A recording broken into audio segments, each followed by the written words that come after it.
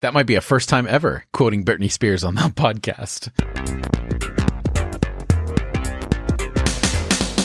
Hello, everyone, and welcome to Irenicast. I'm your host, Jeff, and on the first and third Tuesday of every month, we bring to you our perspectives on theology and culture from a post-evangelical lens. Thank you for joining us for another conversation to provoke your progressive Christian imagination. Unfortunately, this week, Alan will not be joining us in his regular co-host position. He is, as we say here on Irenicast, on assignment. But fear not, Irenicast listeners, Ireniacs, Irenepeeps, whatever we're going to call ourselves. We have joining us once again our in-house Enneagram expert, Pastor Casey. Pastor Casey is the pastor of Loomis Basin Congregational Church, as well as a co-founder of Intersections, and just an all-around amazing person. Casey, welcome to the show once again. Hello, friend. It's so good to see you. Casey, it is always a pleasure to see you as well. Thank you so much for joining us. This week, we are going to be talking about calling and identity, specifically Casey's journey as a gay man into the ministry and what that entailed during his deconstruction and journey through evangelicalism. And for our segment this week, we're going to be bringing back an oldie but a goodie, Famous Christians for 100. So exciting. So exciting. Indeed. I'm very excited for this conversation, Casey. So let's get into it. Let's start with what we know about Casey, this wonderful man. He is amazing. He's compassionate, a pastor, but also a gay man coming from evangelical roots. And obviously the arc of this podcast is all of our journeys from evangelical or some kind of religious fundamentalist roots and where we've landed now into something more life-giving, more hopeful, that doesn't negate our past, but incorporates it into something better, I would say. So Casey, let's start with when you feel you are called, and what does calling mean to you? I know that's a big thing to unpack, but I think this is kind of a good place to start the conversation. Yeah, absolutely. So the joke in my family is that I actually was preaching on a stump at 3 around a campfire. And so for much of my life, all I ever could imagine being was a pastor. I think that for me, calling means from the very beginning, in the beginning, right? This sense that I was called to be a pastor, called to learn, to love and serve people. And, there was no denying that, not even for the pastors that surrounded me as a young person. Even when I was in high school, like freshman year, I was preaching in my home church, preaching in other churches. And that sort of was the weird rub, is that by high school, I knew there was something different about me. And I had no words to articulate that or no safe space to, process it. But I knew something was different. But I also knew that the church loved me and I loved the church and I loved God, I remember going to other youth groups and having youth pastors, as soon as I walked through the door, ask me to preach. It was like they knew it was their night off, I would just show up just out of nowhere and they'd be like, "Oh, you're here. Why don't you preach?" So nice. That's amazing. I can say as a former youth pastor that there's a kind of a rush in seeing students that you've cared for kind of give a sermon and, yeah. So you mentioned that you were processing a lot. What were some of the things in the beginning that made you abundantly aware that to process out loud was an unsafe thing, especially as you're dealing through calling and also, being closeted? I guess that would be, the proper term. Right. How was that process for you? What was going on internally? That's a very appropriate word. Yeah, closeted. Well, I think some of it was just my family of origin. I grew up very conservative. My family was very conservative. My grandpa was the mayor of the city I grew up in. And so there was a lot of pressure to look and be a certain way. And not that that was a bad thing. I mean, I don't hold any remorse for that, for my life as a child. But, we had to look and be a certain way. And so I knew that I couldn't really share that with my family. But even at church, the message was that if you were gay, you were an abomination. You were broken. And I heard that from the pulpit. I heard that from youth pastors. And so I knew that I could never share this information. They did this thing where I grew up in sort of that purity culture, where you wear a purity ring and you save yourself for the one that you love. In fact, you don't even kiss. I mean, I heard adults say, I didn't even kiss my wife until the day that we got married, which even as a young person, I thought that's sort of weird. That's kind of, yeah. There's something bizarre about sure. this, but there was always this challenge to date Jesus. Just date Jesus for 1 year and watch how God works in your life. And so Jesus became my beard, I could just tell people I was dating Jesus and they thought I was so holy and so righteous, but it was really, I just didn't want to deal with the truth of what was actually going on behind all of that. Right. So internally, how is that being processed where you have this strong knowledge, sense of calling, but at the same time, the place where you feel called, you are being told on a regular basis is not for quote unquote, someone like you? What were the internal mechanisms that were going on in that? What were the, justifications or however, and then most importantly, how did that just affect you? So I think for a long time I internalized that, and especially as 2s and 4s, we do a lot of internalizing of our shame. I'll tell you that for a long time I thought I was broken. And so when I went to college, like when you walked into my college, there was this huge placard. I knew that I couldn't come out until I went to college. But I ended up going to a mildly conservative Christian school, small school of 150 people. And when you walked in, on the left-hand side, there was a huge placard and it said, Jesus only. And they meant it. They meant it. And almost upon arrival, I came out. For better or worse, it was like, I am free and I'm going to be myself. Wow. So what was the catalyst for that? What was your mindset? What was your drive to be determined to come out in that way in such a conservative institution? Well, at first it wasn't that I thought I was going to remain gay. Oh, okay. The message was that they could fix me. And so I went to this thing called IHOP, International House of Prayer. Yes, familiar with it. And they, put me in this dark room with all these people laying hands on me and talking in tongues. And all of these messages, I had been a part of traditions where miraculous things had happened. Like people growing limbs back or whatever, illnesses going away. And here I am in this situation where it's like, God, I have devoted my entire life to you, and I know that you have called me to be a pastor. Why can't you fix me? How am I so broken that not even you can heal me? Right. Wow. I had students put anointing oil over my door at 1 a.m. because they said that I had demonic spirits. And I'm like, no, it's just 1 in the damn morning. What right. The hell is Everyone's your problem? a little demonic at 1 in the morning. That's right. Look, I'm demonic until 10 a.m. It's that's just the way it is every day. But even having professors, my advisor at the time say, Casey, you should never be a pastor. We can love you, but we cannot love your sin. And so there was just this dark moment where, this is getting to your question about how did you rise out of that? How did you decide to move beyond all that negativity, those outside forces? There was a moment where I had considered taking my own life, because if God couldn't heal me, and if I couldn't do the work that God had called me to do, then what was the point of my life? And so I remember laying on the shower floor, and one of the very few times in my life that I can attribute to the actual presence of God coming near. And this subtle voice saying, there is another way. It was like I just got up off the bathroom floor and said, well then, if there's another way, then I need to find it. Because if you haven't made junk, you never made junk, God, right? And that's sort of what I tell young people. So one of the things that I do is I work with LGBT teens, and I talk to them all over the place. And one of the things that I say is, do not listen to those outside voices, those voices that tell you you're broken, you're an abomination, there's something wrong with you.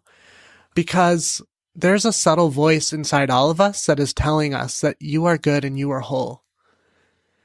and that we are not a fad. Gay people, this isn't like a new thing, but gay people have been around forever.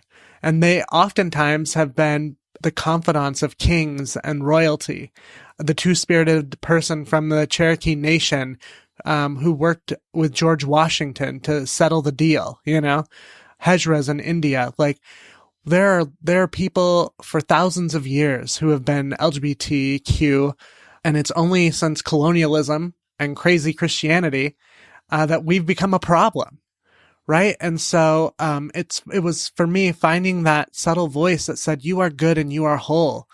And to find that other way. And even if the way is you alone, you are not the only gay person in the world. Here's a revelation for fours. You are not the only person in the world. Like, there are other people with your experience. And so it became then a justice issue for me of like, if I am going to do this, then I can pave the way. And if not me, then who? And so I was the first student to come out in my college and graduate. All of the students before me either came out and left or came out after they had graduated. But it was super painful. And it's fascinating sometimes to look back and be like, oh yeah, that happened. Right. So it sounds like you had two coming outs of sorts, where one in an attempt to, I don't know, almost like purge or heal, and I put that in quotes, and another of acceptance. Like, no, this is who I am. There's nothing wrong with me. There's nothing wrong with who I am. There's nothing wrong with what I do. I have a calling. I'm a good person. That's right. Right. I mean, I remember having, talking about spiritual abuse, having a pastor sit me down and say, I want you to recount all of your gay experiences with me. And for an hour and a half, having to relive these moments with this man who's shaking his head at me and telling me he's going to pray for my soul. My God. Jeez. It was super awful. And then coming to this point of walking in and telling that pastor, you can never talk to me about this again.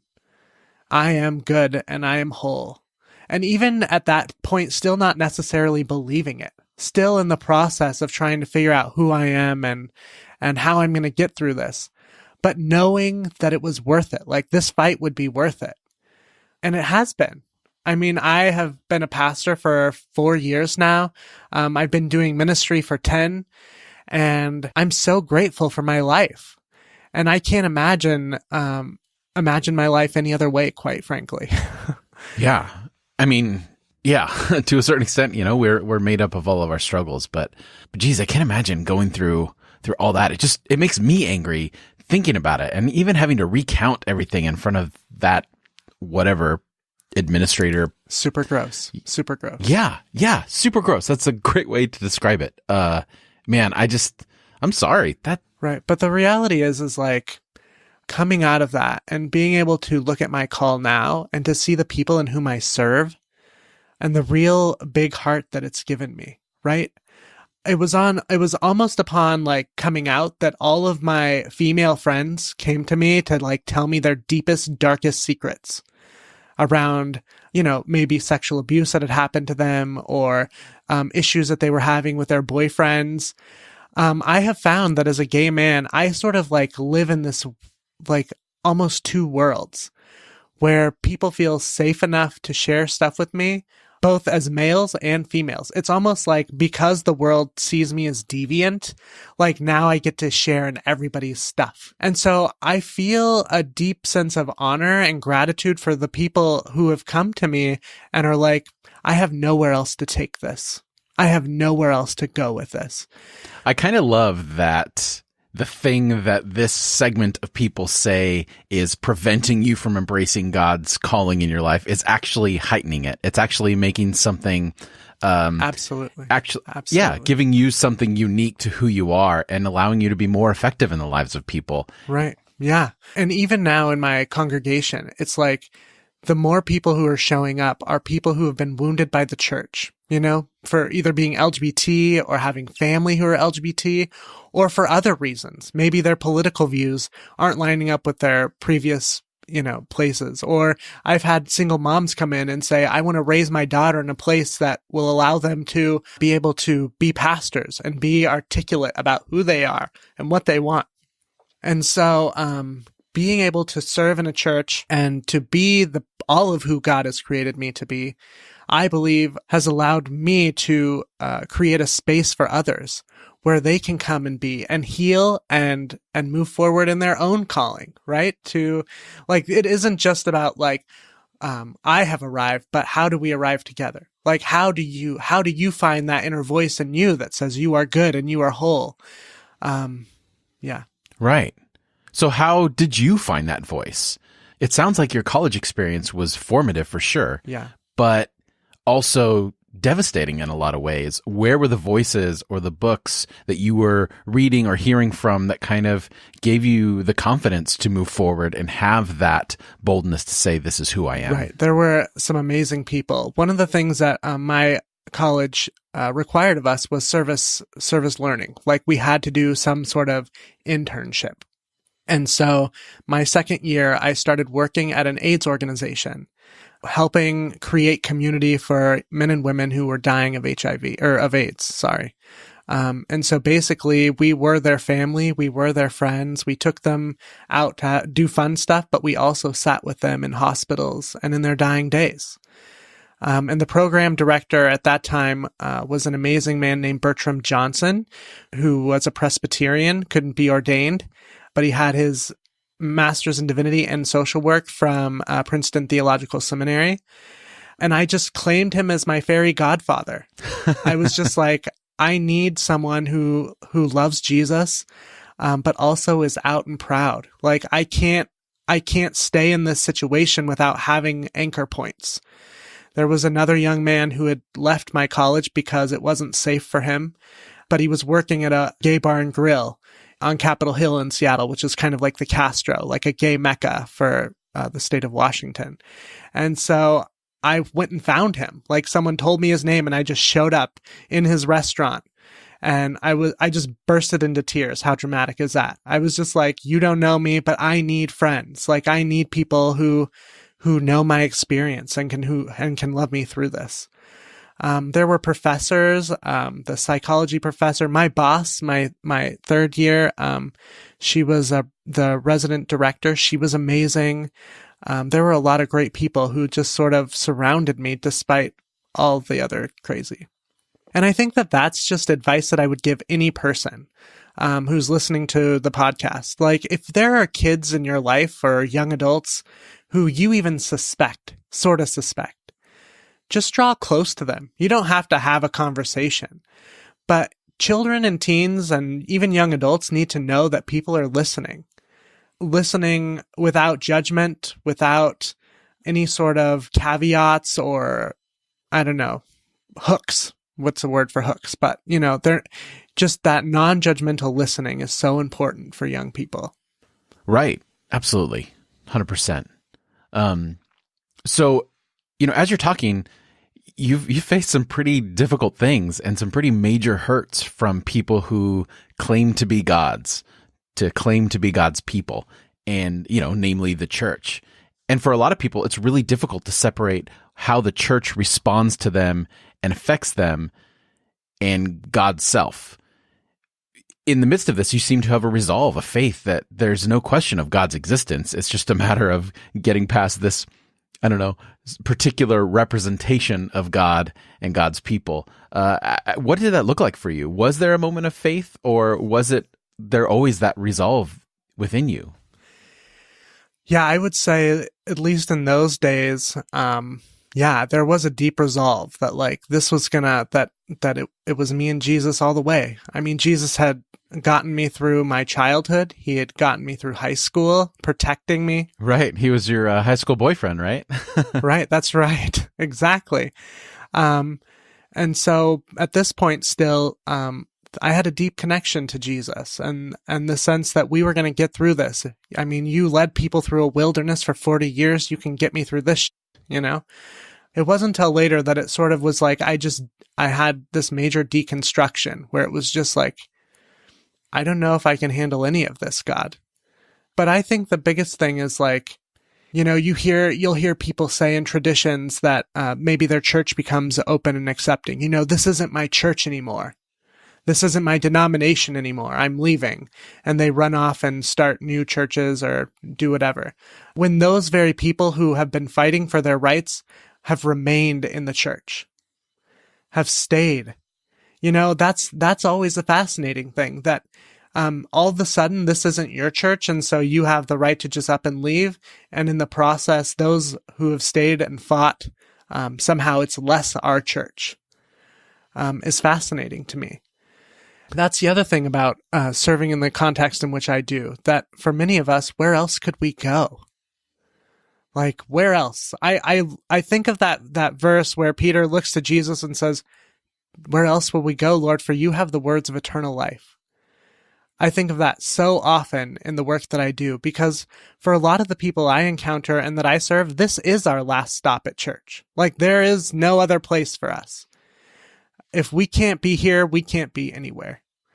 Yeah, I would just challenge anyone who is in a tradition where they're hearing people say things like, if gays come, this is no longer my church. Or, if we allow women to preach from the pulpit, this is no longer my church.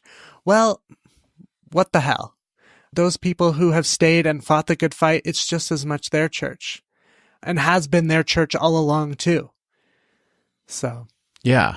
It's strange how fervently some people will hold on to what their church is supposed to be, but the minute it strays in their mind or just a little bit from how quickly they are willing to abandon it, to just walk away from it, or any organization, really. Right. That's right. That's right. So after college, what next? I'm assuming being the pastor of an evangelical church was probably out of the question after you graduated. Was no longer an option, let me tell you. Right. No longer. Look, and I had spent some time at Mars Hill. Like, I thought Mark Driscoll and I eventually could be like buddies. Yeah, no way. Oh, man. Yeah. No. I know. It was awful, man. Those were some crazy times. If a podcast could have an arch nemesis, I believe that Mark Driscoll might be Irenacasts. Yes, good. Yeah.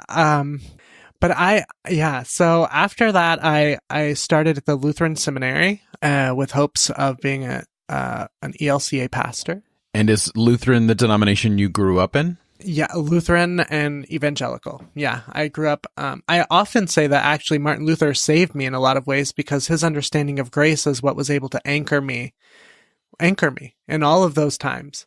And I often joke with my evangelical friends who grew up Lutheran and got rebaptized that I was the real Lutheran, because I never got baptized again. I remember the youth pastors, don't you want to get baptized again? Don't you? I'm like, no, I think once is good enough. Thank you. But yeah, so I did 2 years at the Lutheran Seminary and realized that they still had a lot of work to do around sex and LGBT issues. I mean, I literally came to the Lutheran Seminary 1 month after they started ordaining out open gay and lesbian people. And I was there alone that first year as the only gay man. And it was really rough. And I just decided after a few run-ins with some folks that wasn't for me, that I couldn't stay there. And so I left and joined the United Church of Christ, where I encountered Bishop Yvette Flunder. I don't know if you know her, Jeff. But yes, actually, she is very familiar. We just did an episode of my other podcast, Divine Cinema, on the Netflix movie Come Sunday, and she was involved in, Bishop Carlton Pearson's challenging of the evangelical idea of hell and how all that came about. So for that podcast, I did a little research and became an immediate fan of her, for sure. She, let me tell you how I came to the United Church of Christ. So I was taking some classes at the UCC seminary, and I saw a flyer. So at this point, I'm already ready to leave the Lutherans, feeling discouraged. That's when I think my final deconstruction, like where everything fell apart, was, because if I couldn't be a Lutheran, then what, right? Then I felt like everything was gone. And I was really depressed. And I'm walking out of my classes, and I see this flyer, and it says, Revival. And I'm like, what do like liberal Christians know about a revival? Like, I grew up in a revival tradition, where you stay up all night praying and reading and talking in tongues. What do liberal Christians know about a revival? And I found myself at the back of the chapel, hesitantly waiting. Like, if this sucked, I was out. Like I sat in the very last pew because I knew that I wasn't sure I could stay. And Bishop Flunder preached this message about there have been many outside forces who have tried to steal the promise that God has put on your life. And I want you to hear me say that God sees God's promises through. And with every head bowed and all of a sudden the music starts playing, I'm like, holy shit, is this an altar call? With every head bowed and every eye closed, if you need to come and like reclaim that promise and renew your faith, come on down. And I look up and all of the people standing are from my queer theology class. Wow. And we're all crying. Wow. That's amazing. That's like a beautiful reversal. In any other context, that would have been you're going down to purge something from you instead of embrace this amazingness of who you are. That's right. Beautiful. That's right. It's beautiful. And I'm like ugly crying down the, As well, you should be. Oh my goodness. I'm like, and Yvette Flunder is holding me and she's just saying, it is okay, baby. It is okay. And there was just this moment of like, if she can be here, so can I. And that was a huge transition for me. So I left the ELCA and I joined the UCC and started an amazing ministry in Modesto doing outreach to young adults who are LGBT. That was great. But then I needed like a real job as I was finishing up ordination. And so I needed to get a job. And so I did youth ministry in another Lutheran church. Upon hiring me, half that church left. They split because they hired an out gay man seeking ordination in the United Church of Christ.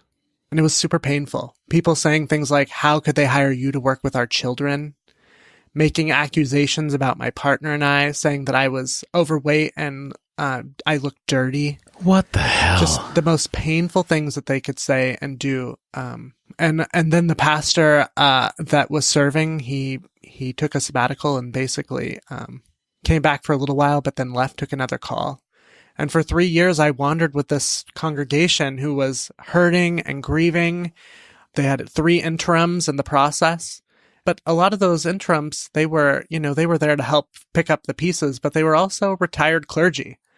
So they were, they wanted to preach. That's what they wanted to do. I had the opportunity to really be pastor of this church.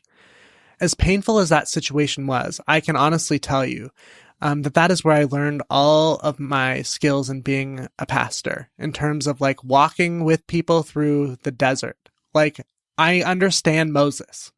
We're just going to keep wandering out here and figuring this out, And so I left when they found a settled new pastor, and I was able to come into the United Church of Christ for good. Like, it was like I was able to shut that door and never look back and be able to live into all of who I am and to see and to see that ministry grow even in the midst of pain and chaos, and to walk into a church and say confidently, I can lead you. Like, I know how to do this. And I've known how to do this since 3 years old, but it's just a little more refined now, Yes. I have Nice. bigger words and a little more education under my belt. But the journey has been long and hard. But I wouldn't change 1 minute of it, ever. This, Casey, is why you are affectionately known as Pastor Casey and always will be in my mind. I don't throw the word pastor around a lot, but man, it just bleeds from who you are. Your care for people over organization and polity is just amazing. So, oh man, what a journey. What a journey. Thank you, man. I appreciate that. I really believe in this sense of like wholeness, That's what I think salvation is. And it's not wholeness like in our heads, it's not like, oh, I'm feeling so, healthy today. But it's a restoration of our relationships to God and to community and to self. Like RuPaul's famous quote, like, if you can't love yourself, how in the hell are you going to love anybody else? I use it all the time, but it's so true. I remember the first time I met you when we did the Intersections episode back in episode 113. I'll put that in the show notes. But you said this very quote, and you talked about this idea of wholeness, and that really stuck with me. It's still stuck with me. It was something that I think even on the episode, I was like, yes, I'm down with that. And I think that is, for me at least, and you, of course, this is the way to create an environment, a spiritual environment as a pastor, is to create a place where people can feel they can go on that journey of wholeness without being degraded or hurt or damaged in the process or assumed upon and where their journey is. And, maybe that's just a couple 2 and 4s talking, but that's the way I think. That's right. Yeah, but also this idea of closets. So if salvation is about wholeness, closets are about sin. There's that, saying that the only thing that ever belonged in a closet was clothes, But I have a friend in recovery who said to me one time, you're only as sick as your secrets.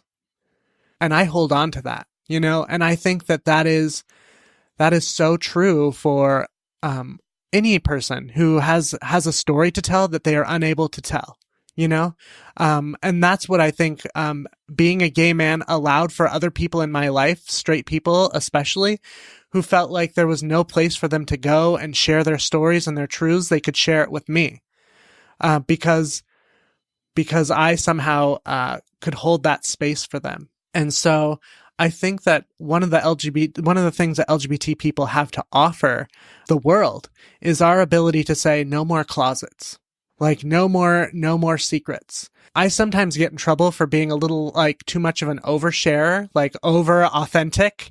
A part of that is being a 4, but I think a part of that is saying I don't ever want to go back to that place. Like, I don't ever want to go back to a place of not telling the truth about who I am or what I'm feeling or what I love or what I hate, I think that even in our culture, as we see the Me Too movement move forward, right? This is a proclamation of people being able to say, this is my experience. I'm no longer going to hide in the shadows and live in the darkness, but I'm going to come out and tell my truth. Not just for the sake of my own wholeness, but for the sake of a very sick society that needs to be confronted with its brokenness. So for you, would you say that closets are the antithesis of calling, like calling being a full embracing of who you are and closets being a denial or a hiding of the things God has made you to be? Yes, absolutely. I love that. Come out. Everyone come out. So Bonnie, who has been on the show, who I am her super fan, talks about God as the lurer, right? The one who is luring us out, who is beckoning us forward. And I resonate with that so much, that God is luring us forward into our calling us out to be all of who we are, to tell the truth of our lives. I mean, that's the best part about Irenicast, right? Is that the people that you are sharing the space with, through listening and responding to messages and all of that, are people who are coming out. People who are telling the truth of their own lives, who are saying, I no longer can be in this space. Like, I no longer can subject myself or my family or my children to this understanding of who God is. And so I love this. I love Irenicast, and I love the people that you are, that listen to the podcast, because they're all on their own callings. They're all on their own journey forward. They're all coming out of their closets and moving forward and telling the truth of their lives. Yeah, I love that. I love that, Casey. Like, certain juxtaposed imagery really resonates with me personally. I don't know what it is, but just that idea of being called out or in a closet, and not to appropriate that language, because I know that language in terms of closets is very, specific to the LGBTQ community, but celebrating that imagery in a way where we can find certain connections, not to appropriate, but to embrace, to love. One of the things I miss the most is altar calls, right? Where before it was very similar in the sense that it was always this place of I was trying to get rid of something in my life, get it out. That's right. And there weren't a lot of places where you could just go and celebrate yourself. Absolutely. And, I already don't do a very good job of that, of embracing who I am and my identity and just celebrating me. No, you don't. But, no, you don't. Yeah, for sure. But none of us do, right? None of us really do.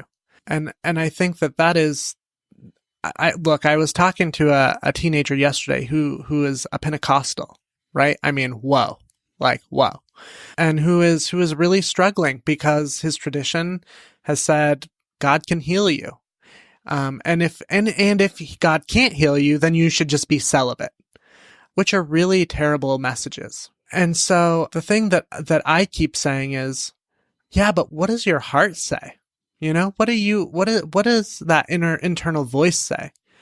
I don't think that we as a society do a very good job of telling ourselves or anybody really, you are good. You are good enough. We live in a society that says you got to pull yourselves up by your damn bootstraps and keep moving on, right? I'd love to come back on and do a whole conversation with you on spiritual capitalism, because I think that we have bought into this idea that somehow our faith is like our economy. And if we just have a little more of it, then if we keep working hard enough, maybe God will do something for us, instead of seeing ourselves from the very beginning as good and celebrating that, to say, what isn't there to love? If I was made good, what isn't there to love about me? That's a much better question. I'm not saying I'm good at it, right? I'm not even remotely close to good at this. But it's a process of every morning trusting, like, I am good enough. And so that's the message that I tell teenagers. It's a message that I encourage in my congregation. It's a message I'd encourage you, my friend, as a co-journeyer, and all your listeners, to know that you are good, to know that you are whole, that you are loved, and to press on, to tell your truth. And what is that? Speak the truth, even if your voice quivers or something. It's true. It's you're freer for it, even if you lose everything. Harvey Milk, when in his revolution, wanted everyone to come out in 2 weeks. That was his thing. Like, come out in 2 weeks. That didn't give anybody any time to process, and it hurt people. I often tell people, come out to the people that you think are safest and build your community first. I came out over 5 years, really, because I wanted to feel like I had a tribe, that if my family couldn't love me, that I had already created a family who could. And so having my blood family accept me and love me would just be the icing on the cake to a life that I had already created for myself. And so I would tell that to anybody who's coming out who has a story to tell. Find those safest people first and then branch out from there. But don't hide your truth. Don't closet yourself, because you have work to do. Right. And I think that someone, from my vantage point, straight white male in this country, in this cultural climate, has a responsibility to that, to be able to have enough self-awareness to step aside and leave space, expand that territory of safety into people who have not been able to experience that on a regular basis, and hear people's experiences, not in a sense of just to find that common ground and then immediately say, oh, we totally understand, but to understand that we're never going to fully understand, but just to accept this is the space for people to feel safe, and we're going to hear and listen to their experiences and about who they are and accept it at face value, instead of look at it with some sort of agenda to change, or look at it with some sort of, suspicion in terms of who this person is and what they're really after, or whatever stuff is all connected to that, because we have this tendency to want to appropriate and incorporate, right. The white man's version. I had a gay friend once. Yes, exactly. Right. Yeah. Exactly. So Casey, is there anything else, as we kind of close up our conversation and move on to our segment, is there anything else you'd like to say or leave with our listeners to kind of wrap up this conversation? After deconstruction, one of the things that I often say when I'm leading prayer in my congregation or in youth group is, God, we thank you that you are as close as our very breath and as consistent as the heart that beats within us. And my hope when I'm saying that to teenagers, to adults, is that they begin to believe that God does reside in them. That image of your body being a temple of the Holy Spirit is probably the truest thing that we have, right? We don't know about the outside forces, good or bad.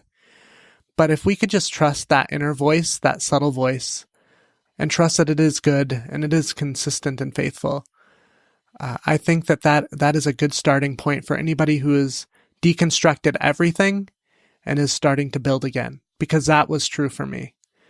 When I lost it all, when God died for me, it was that still small, subtle voice that resided within me that allowed me to return. And I would invite any person who is on this journey of deconstruction and reconstruction to just put their hand over their heart, to fill their lungs with air, and to know that the God of the universe resides right there. Wow. Casey, I think you just performed the first altar call of Irenicast here. That was great. Thank you so much. Let us know what you think. Add your voice to this particular conversation and comment on the show notes at irenicast.com/131. Also in the show notes, you'll find relevant links and a complete list of all the other ways you can like, follow, and contact the show. That's irenicast.com/131. On the other side of the music, Casey's going to stick around and join me for a round of Famous Christians for 100.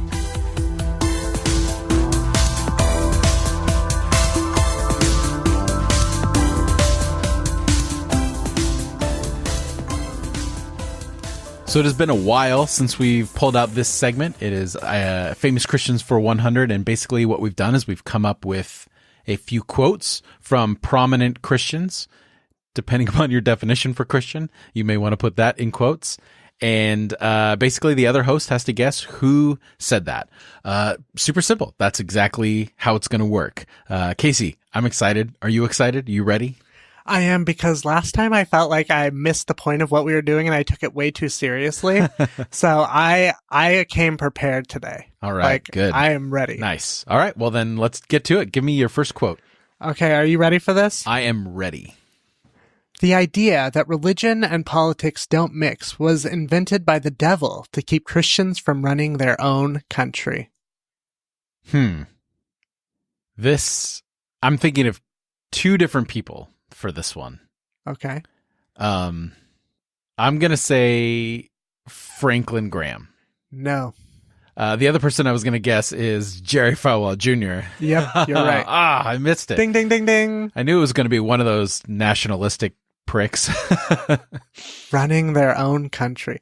Look, I'm so excited that Mike Pence has to hold a Quran and swear in these two Muslim legislators. I'm so excited for that. Right? Yeah. I mean, the election was a little bit of a mixed bag, but there's some bright spots, and that is certainly one of them. Yes. That was a side note. Sorry. No worries. All right. You ready for my first quote? Yes. All right. Here we go. Feminism encourages women to leave their husbands, kill their children, practice witchcraft, destroy capitalism, and become lesbians. Oh, my God. Is that Pat Roberts? It is. Wow. Very impressive. Are you familiar with this particular quote? That was quick. No, I'm just like anyone who, like, that's the most horrific stuff I've ever heard. And so I just figured it had to be someone as horrific. So. That's a good rule of thumb when it comes to these particular quotes, especially Pat Robertson, man. That guy. Oh, my goodness. Yeah, yes. He has some of the worst stuff. I feel like he just needs to retire and get some medication or something. Jeez. All right, are you ready? Yes. Stop looking for the path of least resistance and start running down the path of greatest glory to God and good to others, because that's what Jesus, the real man, did. Jesus, the real man. Okay. I think just because of that line, I have an inkling on who that is. I think it's Mark Driscoll. Yes? It is. It absolutely is. That's right. Nice. Man, that guy's so predictable. Oh, yeah. Oh, jeez. So macho. Right? What would Mark Driscoll think, Casey, to know that Jesus was your boyfriend in high school? I know. That's right. That's right. All right, Casey, are you ready for the next quote? Yes. Okay, here we go. I have zero tolerance for sanctimonious morons who try to scare people.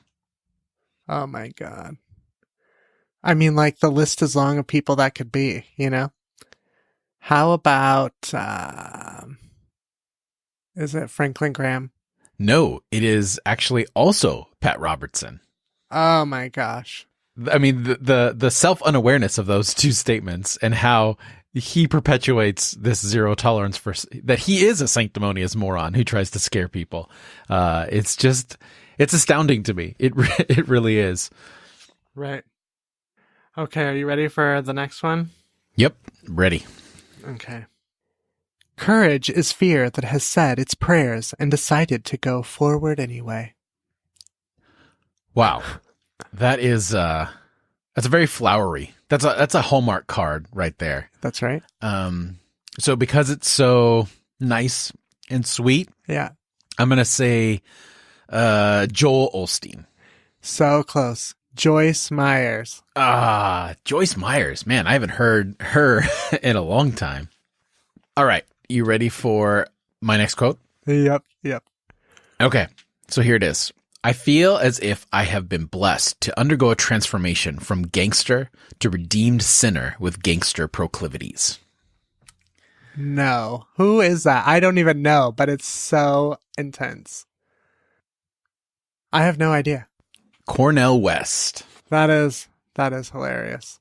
I love this quote. I love it. I think it highlights so many different things.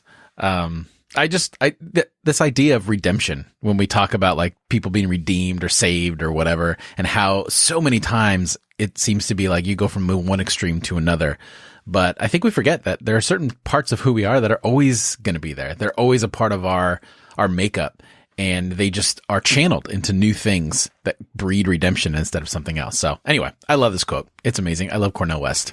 Yeah, that is right. I really like that.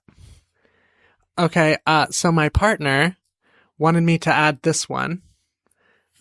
This is not a pastor, okay? All right, I'm ready. I've never really wanted to go to Japan simply because I don't like fish. And I know that's very popular out there in Africa. Oh. Wow. There's a lot of ignorance on display in this particular quote. I have no idea. Britney Spears. Britney Spears. Okay, that might be a first time ever quoting Britney Spears on the podcast. So my partner is not a church person, and so and he wanted to help me find quotes, and he found that one and just thought he should share it. Nice. Well, it reminded me of what was it in the late 90s, the whole Jessica Simpson thing with the tuna fish on their reality show.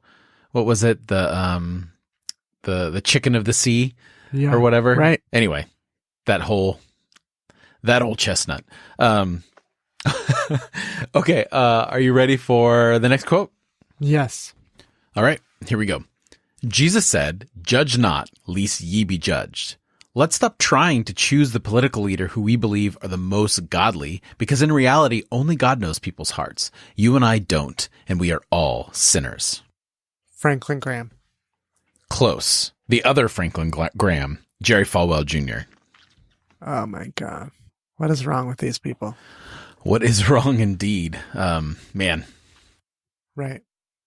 That was fun. I would play that again. We should play that again with like everyone. That would be great.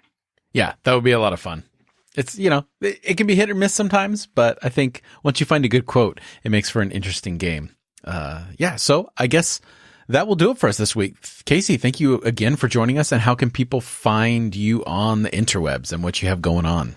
Yeah, you can find me at thequeerlyfaithfulpastor.com, or you can find me on Facebook at Rev Casey Tinnin, or you can also find me on Twitter, and you can find me at Twitter at Rev Tinnin, TINNIN. And we will put all that information in the show notes at irenicast.com/101. 131. As for me, you can follow me on all the socials at Jeff Manildi and listen on the second and fourth Thursday of every month to my other podcast, Divine Cinema, at divinecinema.net. As for Irenicast, don't forget to subscribe to the show and never miss an episode. We are available on all major podcasting platforms, Apple Podcasts, Spotify, Stitcher, Google Podcasts, and many more. And while you're there, if your platform allows it, leave us a rating and review. We're always looking for more and more ways to hear from you. You can also fill out our listener survey at irenicast.com/survey. The information you give is super helpful for us as we move forward and continue to evolve the show. That's irenicast.com/survey. So for this week, I'm Jeff. I'm Casey. Thanks for joining the conversation.